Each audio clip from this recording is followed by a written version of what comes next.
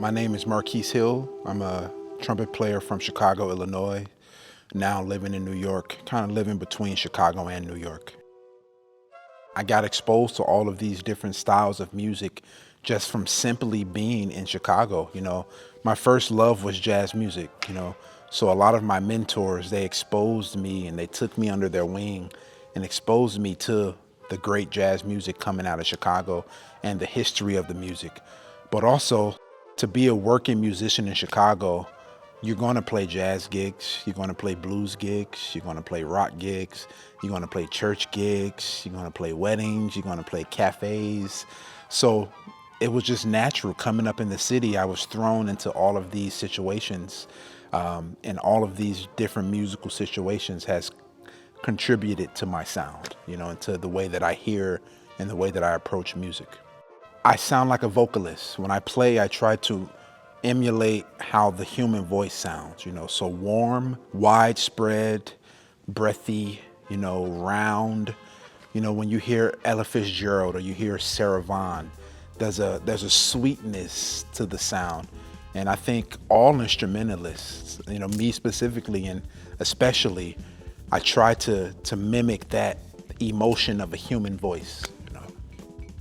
The general idea of Composers Collective behind the Jukebox was just togetherness, collectiveness.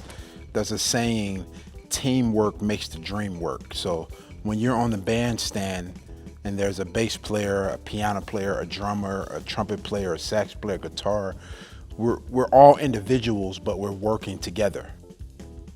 Back in the 50s, 60s, early 70s, jazz musicians, they were playing each other's music. You would see a Freddie Hubbard concert where he's playing a Duke Pearson composition, or a Horace Silver concert where his band is playing an Art Farmer composition.